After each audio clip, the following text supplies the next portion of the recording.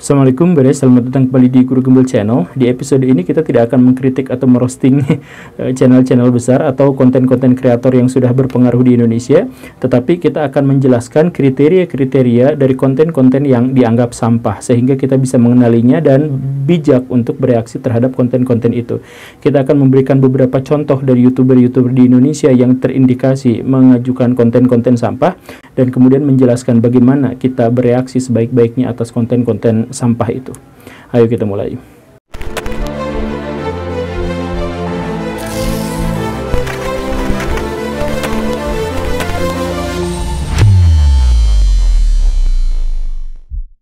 Mari kita bikin kesepakatan kecil di awal video ini bahwa apa yang akan kita bicarakan sekarang itu adalah terkait dengan hal-hal yang rasional, kemudian logis, dan sebisa mungkin kita akan berbicara pada ranah-ranah yang benar-benar bisa diukur dengan kriteria-kriteria yang pasti. Kita mulai dari sosok Baim Wong yang kemarin lalu itu mendapat kasus amoral. Apa video-video yang dibagikan Baim Wong dalam channelnya? Yaitu bagi-bagi duit, melakukan kegiatan-kegiatan sosial, kemudian dia mendapatkan uang dari situ. Jadi maksudnya dia ngasih 10 juta, ngasih 20 juta rupiah, tetapi karena videonya itu disampaikan kepada orang banyak dan orang banyak itu menonton dan kemudian tidak men-skip iklannya misalkan, maka dia mendapatkan sejumlah AdSense yang jauh lebih besar, 10 atau 20 kali lipat daripada yang pernah dia berikan di konten-kontennya itu. Apakah itu bermasalah? Ya, tidak. Itu kan mencari nafkah dengan menyumbang tapi mencari nafkah. Ya emang kenapa dengan cara seperti itu? Kan ini sama seperti konser amal. Jadi maksudnya ada grup band, ada yang bencana alam. Si grup band itu kemudian bikin konser amal untuk membantu orang-orang yang bencana alam. Dalam konteks ini artinya si grup band itu telah mengeksploitasi orang-orang yang terkena bencana alam untuk bisa konser di situ dan membuat dirinya mendapatkan citra yang lebih baik atau bahkan keuntungan finansial dari konser itu. Kan misalkan seperti itu. Apa bedanya dengan hal yang semacam itu? Dan kalau memang kondisinya adalah seperti itu, apa masalahnya? Itu kan untuk mendapatkan keuntungan pribadi, ya iya, untuk nafkah keluarganya. Kan gini, kalau dalam agama, memberikan nafkah kepada keluarga itu adalah sedekah yang paling baik. Lebih baik daripada sedekah yang manapun juga ketika seorang suami atau kepala keluarga bersedekah atau menafkahi keluarganya. Baim Wong dalam hal ini menafkahi keluarganya dengan jalan membuat channel YouTube yang seperti itu. Tetapi kan channel YouTube itu berarti mengeksploitasi kemiskinan, mencari orang-orang yang lemah, kemudian dieksploitasi untuk mendapatkan perhatian, sensasi, emosi dari penontonnya, dan karena itu dia mendapatkan uang. Ya memang kenapa dengan cara seperti itu? Sekali lagi, mari kita berpikirnya secara logis tanpa tendensi apapun. Ya emangnya kenapa kalau seperti itu? Maksudnya begini Baraya, kan kalau dia mendapatkan uang yang sangat besar, berarti itu adalah hak pribadi dia atas kerjanya, atas usahanya sebagai konten kreator. Kalau kemudian dia bersedekah 10 juta, 20 juta rupiah kepada orang lain, maka itu berarti dia mendapatkan keuntungan ganda. Dia mendapatkan citra positif, dia mendapatkan uang, keuntungan finansial, dan kemudian dia berderma kepada orang lain 10 atau 20 juta rupiah. Apa masalahnya dari situ? Tapi kan dia memanfaatkan orang lain untuk mendapatkan keuntungan yang luar biasa. Seluruh usaha itu, seluruh upaya untuk mencari nafkah itu adalah upaya memanfaatkan orang lain tanpa kecuali Baraya. Apapun profesi di dunia ini, itu adalah memanfaatkan orang lain. Tapi kan saya cuma dagang surabi. Dagang surabi itu artinya memanfaatkan orang yang lagi lapar. Tapi kan saya kerjanya cuma ngoprek komputer saja, merakit komputer. Artinya Baraya mengeksploitasi orang yang tidak bisa merakit komputer agar Baraya mendapatkan keuntungan. Kan seperti itu. Itulah yang namanya mencari nafkah. Jadi masalahnya di sini apa? Tapi kan kalau kita menyumbang tangan kanan kita, ke tangan kanan kita yang menyumbang, tangan kiri kita tidak boleh mengetahuinya. Kan seperti itu. Oke, sekarang kita masukkan ke dalam rumus yang saya katakan tadi. Kita gunakan logika, rasio, tanpa pertimbangan hal-hal yang terkait dengan tendensi, iri dengki, dan sebagainya. Sekarang saya ajukan dua pernyataan. Yang pertama adalah memberi kepada orang lain itu tidak boleh diketahui karena itu berarti ria, itu berarti pamer, itu berarti merusak kebaikan kita sendiri. Itu yang pertama. Kemudian yang kedua, memberi atau berderma kepada orang lain itu harus diekspos, harus diperlihatkan untuk memotivasi dan menginspirasi orang lain untuk melakukan hal yang sama.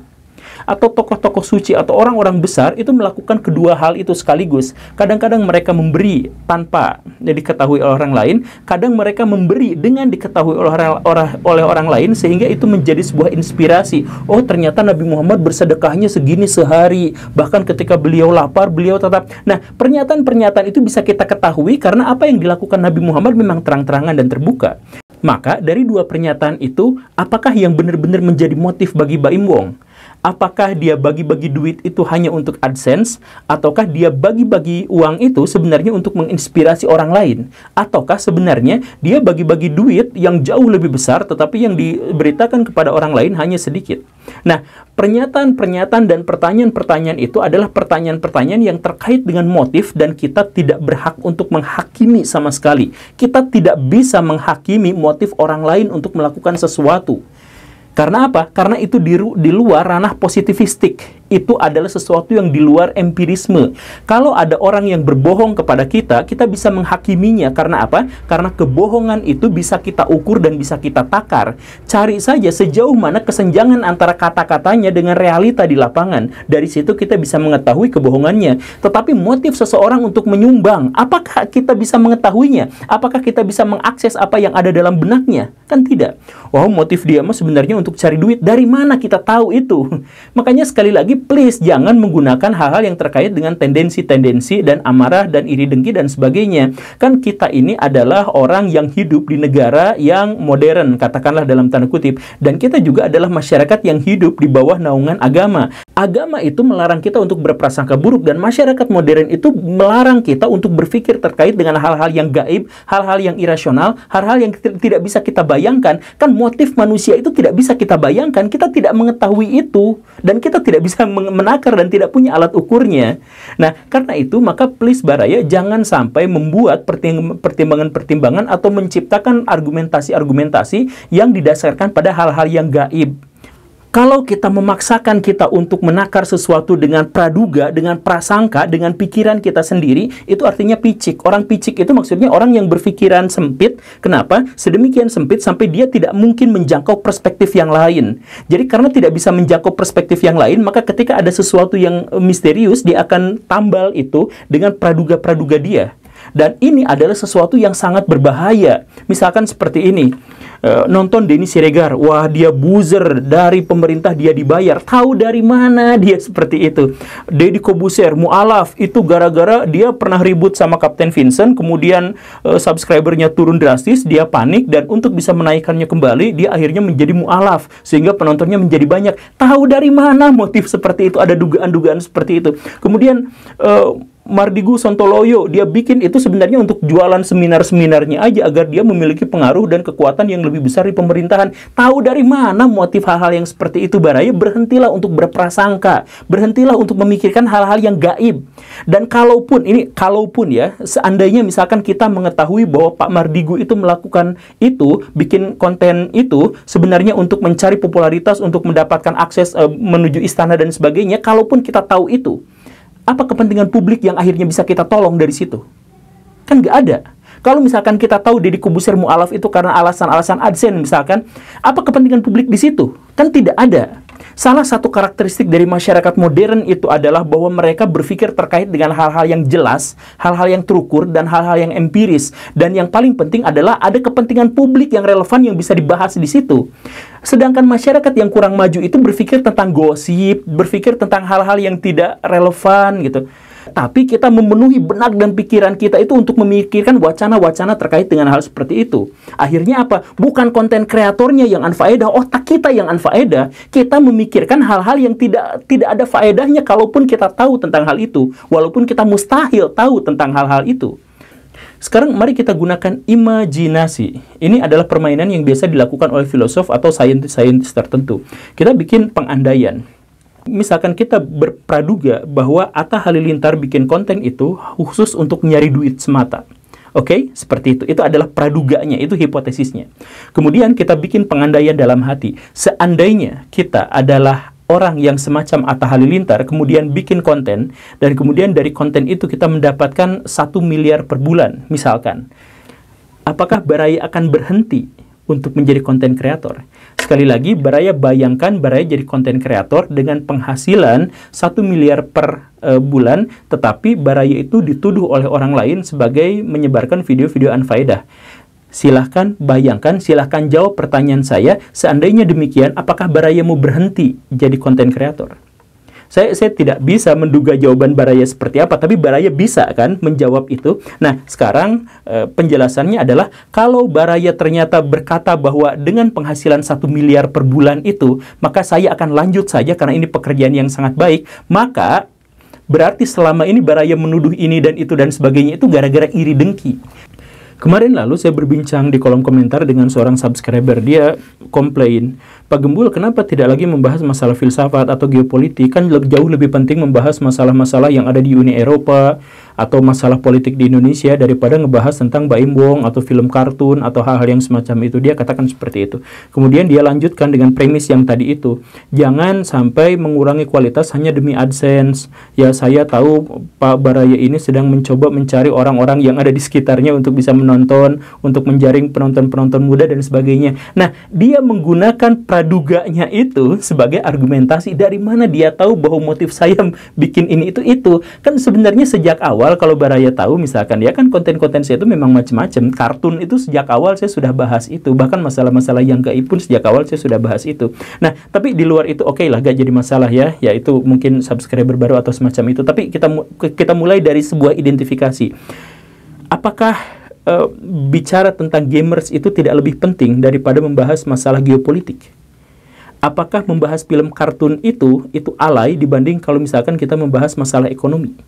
Apakah seperti itu? Sebenarnya yang jadi masalah itu bukan temanya Baraya, tapi masalah penerimaan Baraya atas tema-tema itu.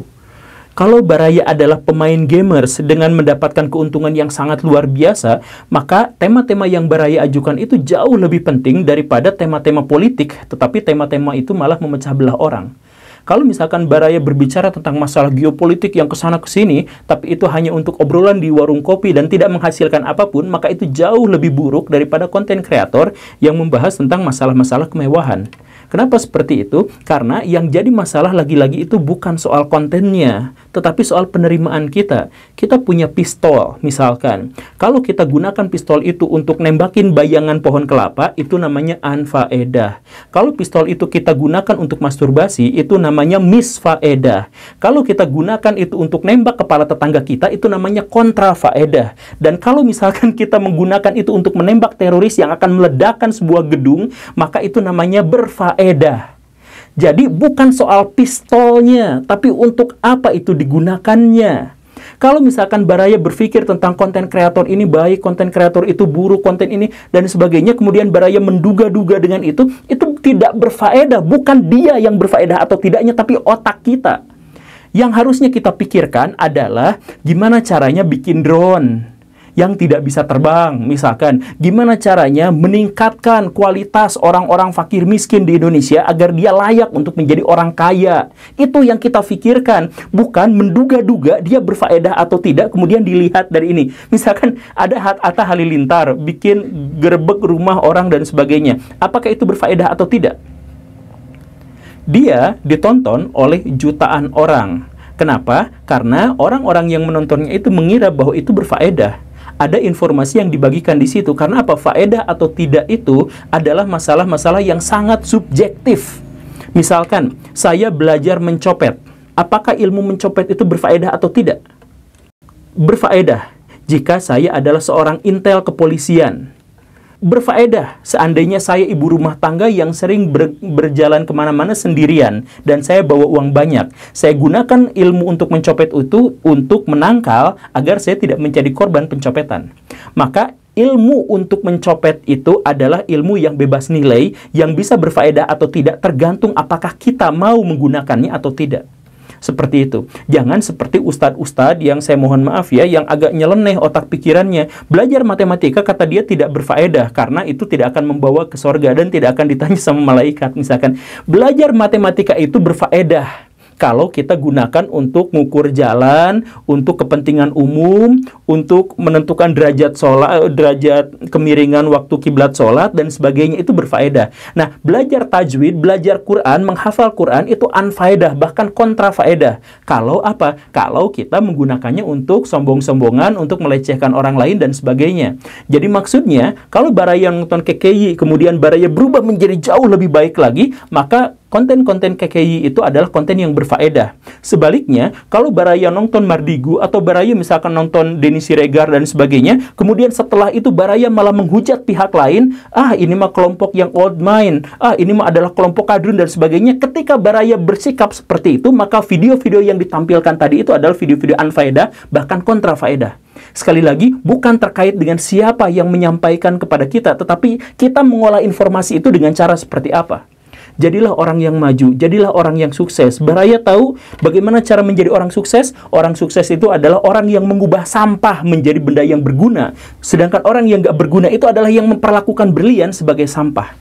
Silahkan sama-sama kita bangun inspirasi ya. Terima kasih karena sudah menyimak. Saya Guru Gembul. Assalamualaikum warahmatullahi wabarakatuh.